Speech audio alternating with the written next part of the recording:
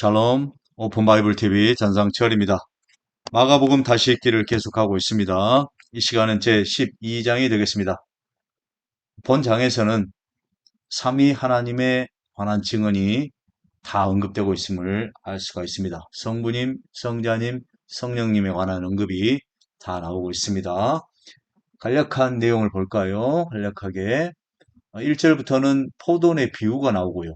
유대 지도자들에게 향한 비유지요. 그리고 13절 이하에서는 바리새인들 헤롯 왕과 함께 세금에 관한 아, 말씀이 나옵니다. 18절 이하에서는 부활이 없다는 사두개인들이 질문하고요. 28절 이하에서는 서기관들이 계명 중 첫째가 무엇이냐는 질문을 합니다.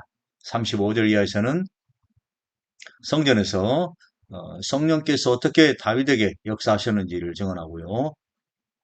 마지막 41절 이하에서는 헌금에 관한 가르침이 기록되고 있습니다. 삼위 하나님에 다 나오는 그런 장이 되겠습니다. 삼위 하나님의 존재와 사역, 속한 그 관한 것을 중심으로 성경을 읽어가도록 하겠습니다. 1절입니다. 예수께서 빨간색이죠. 비유로 그들에게 말씀하시되 동사 사역은 꺽쇠로 표시합니다. 한 사람이 포도원을 만들어 한 사람이 포도원 이야기가 나온 거죠. 만들어 산 울타리로 두르고 집다는 틀을 만들고 망대를 지어서 농부들에게 새로 주고 타국에 갔다. 이런 문장이죠. 때가 이름에 포도원 비유입니다. 농부들에게 포도원 소출 얼마를 받으려고 한 종을 보내니 한 종을 보냅니다. 자, 첫 번째 그들이 종을 잡아 심히 때리고 거저 보내었거늘 다시 다른 종을 보냅니다. 두 번째 보내니 그의 머리에 상처를 내고 능욕하거늘 또 다른 종을 보냅니다. 세 번째 그들이 그를 죽이고 또 그 외에 많은 종들도 더러는 때리고 더러는 죽인지라. 다시 한번 죽이고 또 그 외에 많은 종들도 더러는 때리고 더러는 죽였다. 많은 종들 그 외에 그러니까 더 보냈다는 걸 알 수가 있죠. 그 외에 많은 종들이니까 네 번째가 되겠죠. 때리고 죽였다. 6절 이제 한 사람이 남았으니 이제 한 사람이 남았습니다. 한 사람 곧 그가 사랑하는 아들이라. 본문을 해석을 하면 성자님이 하나님의 아들인 것을 알 수가 있죠. 한 사람 그가 사랑하는 아들 하나님께 속한 아들이죠. 여기서 그는 누굴까요? 하나님 성부님을 가리키죠. 성부께서 사랑하시는 아들 성부께서 사랑하신 아들이니까 이 존재가 되겠죠. 존재가 되겠습니다. 존재는 네모를 표시하고요. 예수 그리스도를 가리키죠. 성부께서 사랑하신 아들 그리고 성부께 속하였으므로 삼각형으로 표시를 했습니다. 이 한 사람 또한 누굴까요? 이 한 사람 또한 성자님을 가리키는 거죠. 최후로 이를 보내며 이르되 내 아들을 존대하리라 하였더니 내 아들을 존대하리라 하였더니 내 아들은 누구를 말합니까? 내 아들 6절 내 아들을 존대하리라 하였더니 성부님의 아들이죠. 존대하리라 하였더니 그 농부들이 서로 말하되 이는 상속자니 자 죽이자. 상속자니 죽이자. 예수 그리스도를 가리키는 거죠.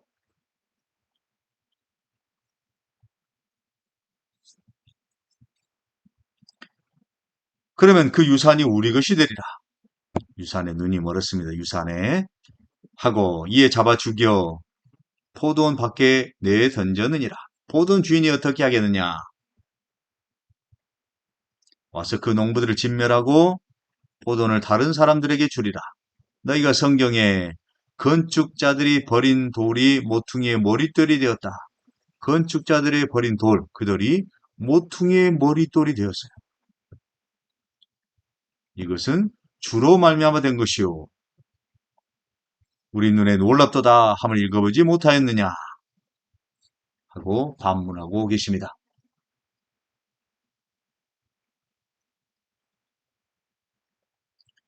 여기 성경에라는 말은 어디를 가리킵니까? 소위 시편 118편 22절로 23절을 인용하고 있는 것을 볼 수가 있습니다. 오케이.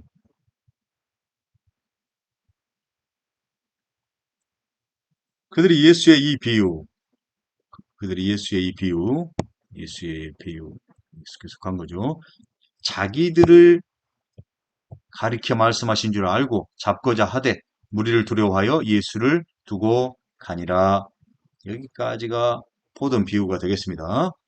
자, 여기 한 사람이 누구를 말합니까?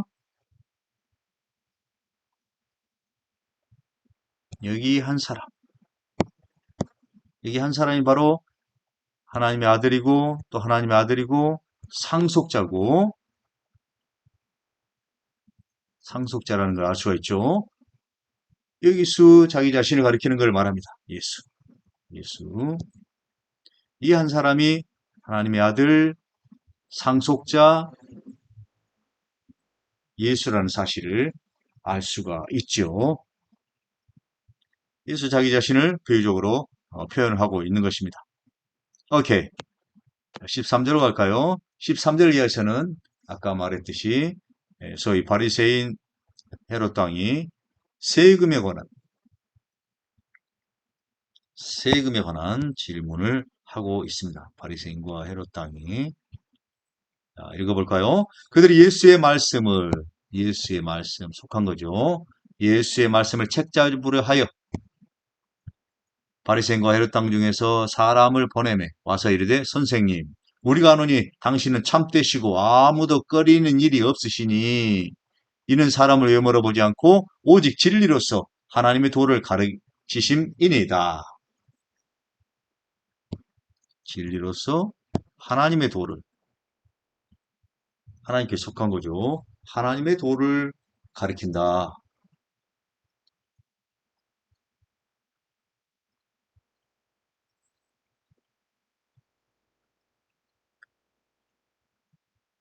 그러면서 질문하죠. 가이사에게 세금을 바치는 것이 옳으니까 옳지 않습니까? 하면서 가이사에 관한 질문을 하는 겁니다. 여기 가이사가 누굽니까? 가이사. 이 사람은 디벨리우스 가이사입니다. AD 14년부터 37년간 통치했던 유대 총독이 되겠습니다.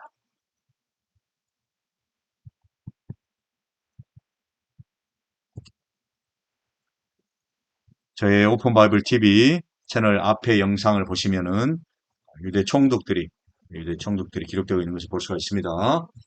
설명을 해 놓았습니다. 그 영상을 참고하시기 바랍니다. 다시 14절. 가이사에게 세금 바치는 것이 옳으니까 옳지 않습니까? 15절. 우리가 바치리까 말리까 한데 예수께서 그 외식하심을 아시고 이르시되 어찌하여 나를 시험하느냐? 데나리온 하나를 가져다가 내게 보이라. 가져왔거늘 예수께서 이르시되 이 형상과 이 글이 누구의 것이냐? 가이사의 것입니다. 예수께서 대답하시죠. 예수께서 이르시되 가이사의 것은 가이사에게, 하나님의 것은 하나님께 바치라. 그들이 예수께 대하여 매우 놀랍게 여기더라. 하나님의 것과 가이사의 것을 대비해서 설명을 하면서 설명하고 있는 그런 장면이 되겠습니다.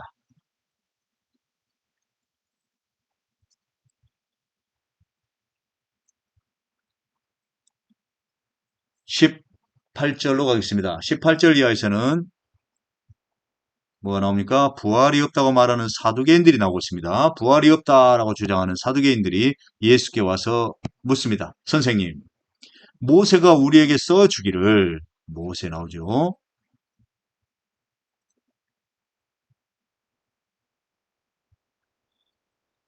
모세가 우리에게 써주기를 어떤 사람의 형이 자식이 없이 아내를 두고 죽으면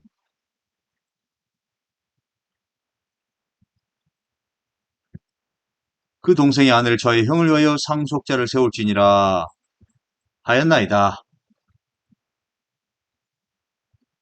몇 절입니까? 18절, 19절.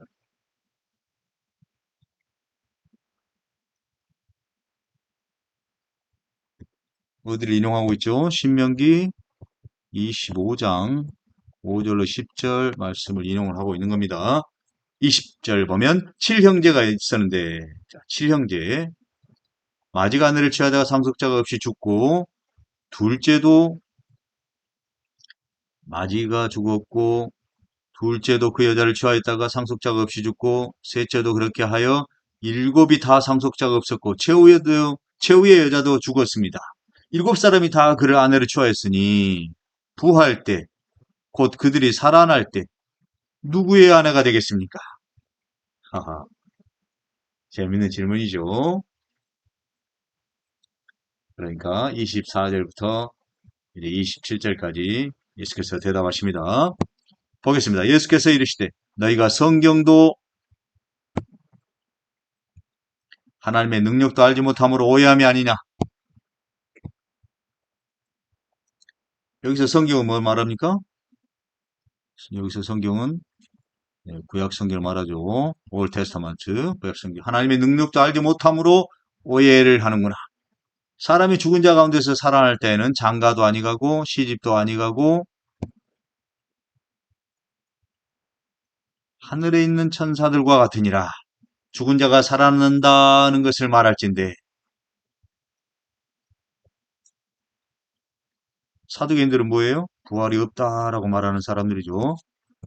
대비적으로 말씀하고 있습니다. 죽은 자가 살아난다는 것을 말할진대 너희가 모세의 책 중에 가시나무 떨기에 관한 글을 하나님께서 모세에게 이르시되 나는 아브라함의 하나님이요 이삭의 하나님이 존재 증언하죠. 야곱의 하나님이로다 하신 말씀을 읽어보지 못하였느냐. 하나님은 죽은 자의 하나님이 아니요 하나님은 죽은 자의 하나님이 아니요 사한 자의 하나님이시라. 너희가 크게 오해하였도다. 아멘. 이렇게 말씀합니다.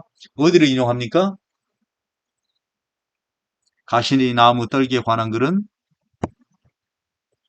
이 글은 어디에 기록되어 있죠? 출애굽기 3장 1절로 6절 말씀입니다. 신약 성경은 구약 성경의 확대 해설서입니다. 다시 한번 구약을 토대 위에 신약이 다시 있는 것이죠. 구약이 없이 신약이 해석될 수 없습니다. 구약이 그림자라면 신약은 실체인 거죠. 사도들이 그래하였고 예수 역시도 구약의 말씀들을 인용을 하면서 새롭게 해석을 해주고 있습니다. 아니 정확하게 해석을 해주는 거죠. 가시떨기에 관한 글 출애굽기 3장 1절로 6절을 설명을 해주시는 겁니다. 아브라함의 하나님 전제 증언이죠. 이삭의 하나님, 야곱의 하나님 이 문장은 아주 많이 구약에서 반복되고 있는 문장이 되겠습니다. 모세의 책은 뭘 말합니까? 모세의 책? 모세의 책은 모세오경을 말하죠. 모세오경. 모세오경 뭐죠? 창출, 레민신. 5권이죠. 창세기, 출애굽기, 레위기, 민수기, 신명기. 모세오경을 모세의 책이라 부릅니다. 오케이. 27절을 다시 보면 하나님은 죽은 자의 하나님이 아니고 산 자의 하나님. 죽은 자의 하나님이 아니고 산 자의 하나님이다. 존재증을 하는 거죠.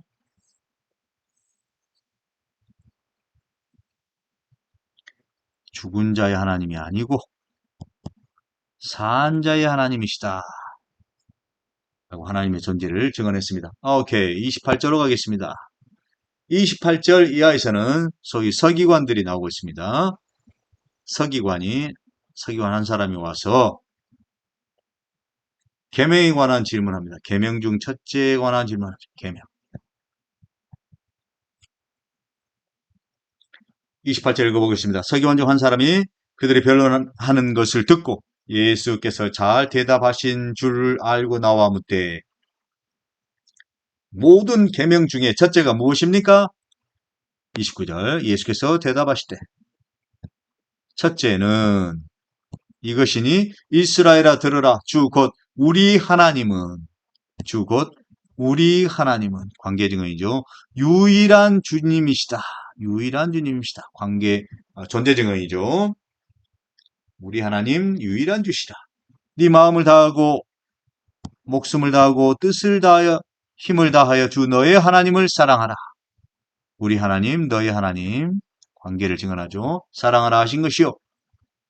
둘째는 이것이니 내 이웃을 내 자신과 같이 사랑하라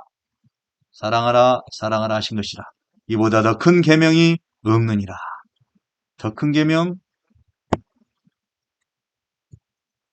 더 큰 계명이 없다라는 거죠. 없다.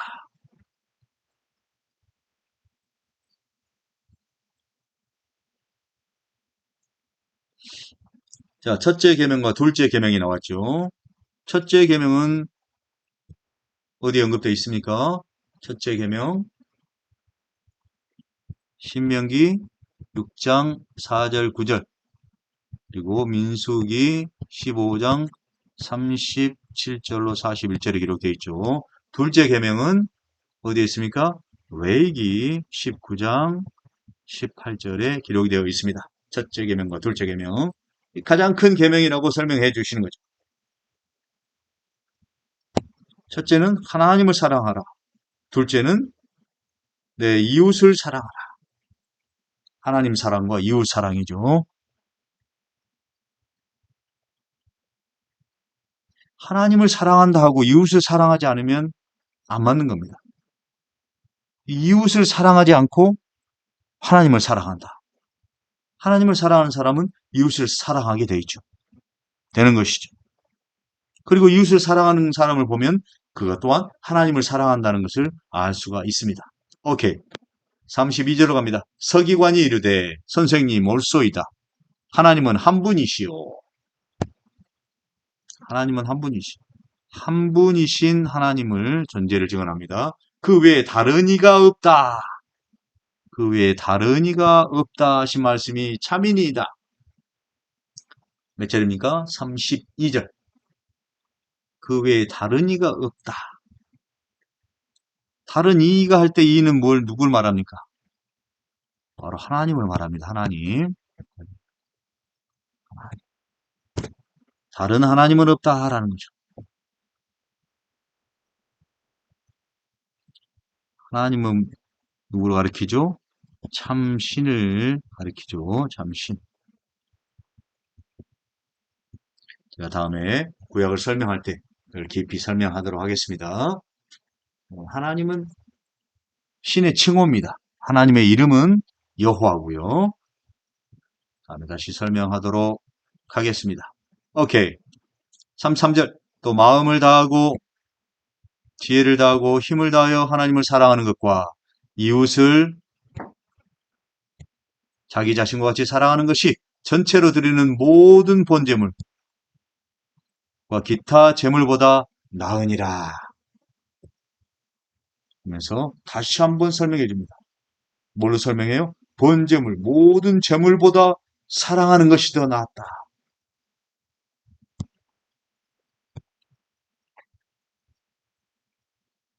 사랑을 원하는가? 제물을 원하는가? 하나님께서는 사랑을 원하심을 여기서 명백하게 설명하고 있는 것을 볼 수가 있습니다. 34절 봅니다. 예수께서 그가 지혜 있게 대답함을 보시고 사역이죠. 보시고 이르시되 네가 하나님의 나라에서 멀지 않도다. 하나님 나라에서 멀지 않도다 하시니 그 위에 감히 묻는 자가 없더라. 하나님의 나라에서 멀지 않도다. 하나님의 나라가 다시 나오고 있습니다. 오케이. 이제 35절로 가겠습니다. 35절 이하에서는 누가 나옵니까? 성령에 관한 증언이 나오죠. 예수께서 성전에서 가르치실세 대답하여 이르시되 어찌하여 서기관들이 그리스도를 다윗의 자손이라 하느냐. 서기관들이 그리스도를 다윗의 자손이라 하느냐. 그리스도를 다윗의 자손. 존재 증언이죠. 다윗의 자손인 그리스도.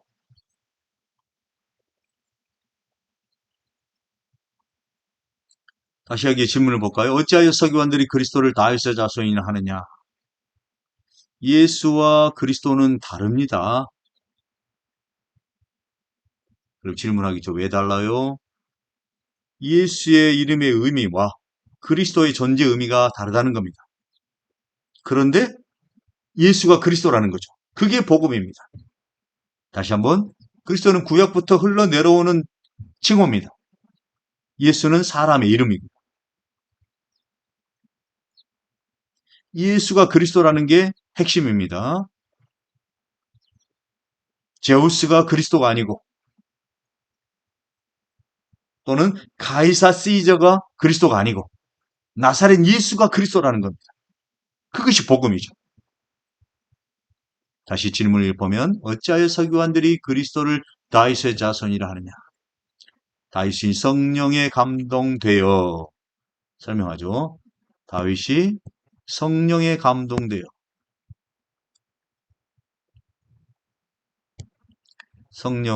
성령께서 감동하셨죠. 누구를? 다윗을. 다윗이 성령에 감동되어 친히 말하되 다윗이 말합니다. 주께서 내 주께 이르시되 처음에 주는 누굽니까? 하나님입니다. 내 주 할 때 내 주는 누굽니까? 예수 그리스도죠. 하나님께서 내 주, 곧 예수 그리스도께 여기죠. 그리스도 여기 나오죠. 그리스도라고 칭하죠. 다윗이 그리스도라고 칭합니다. 다윗이 성령에 감동하여 그리스도라고 칭하는 거죠. 내 주께 이르시되 내가 네 원수를 네 발 아래 둘 때까지 내 우편에 앉았으라. 해석을 해야 되겠죠. 내가 네 원수를 내는 누굽니까? 성부께서 네 원수는 누구죠? 예수의 원수죠. 네 발 아래 예수의 발 아래 둘 때까지 내 우편에 앉았으라. 내 우편은 어디입니까? 성부님의 우편이죠. 성부님의 우편에 앉았으라 하셨도다 했느니라. 다윗이 그리스도를 주라 하였은지 다윗이 그리스도를 주라 하였죠. 35절에서도 그리스도를 말하고 있고 36절에서도 주라고 표현합니다. 그의 자손이 되겠는가 하시니 많은 사람들이 즐겁게 듣더라. 38절 예수께서 가르치실 때에 이르시되 긴 옷을 입고 다니는 것과 시장에서 문안받는 것과 해당의 높은 자리와 잔치의 윗자리를 원하는 서기관들을 삼가라. 어떤 자들요? 긴 옷을 입고 다니는 자들, 시장에서 문안받기를 좋아하는 자들, 해당의 높은 자리에 앉고 잔치의 윗자리에 앉기를 원하는 서기관들. 그들을 삼가라. 그들은 과부의 가산을 삼키며 외식으로 길게 기도하는 자니 그 받는 판결이 더욱 중하리라. 판결을 받게 될 것을 말하죠. 하시니라. 41절 41절 이하에서는 헌금에 관한 교훈이 나오고 있습니다. 헌금. 예수께서 헌금에 대하여 안지사 무리가 어떻게 헌금함을 보시고 헌금에 돈 넣는가를 보실세. 여러 부자는 많이 넣었는데 한 가난한 과부는 부자가 있고 과부가 나오죠. 와서 두 렙돈 곧 한 고드란트를 넣는지라. 예수께서 제자들을 불러다가 이르시되 내가 진실로 진실로 너에게 이르노니 이 가난한 과부 이 가난한 과부는 헌금함에 넣는 모든 사람보다 많이 넣었도다. 그들은 다 풍족한 중에서 넣었거니와 이 과부는 가난한 중에서 자기의 모든 소유 곧 생활비 전부를 넣었느니라 하시니라.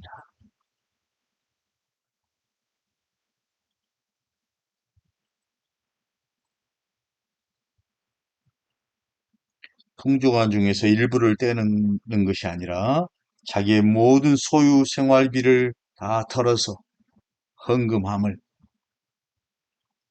말씀하고 계십니다. 오케이.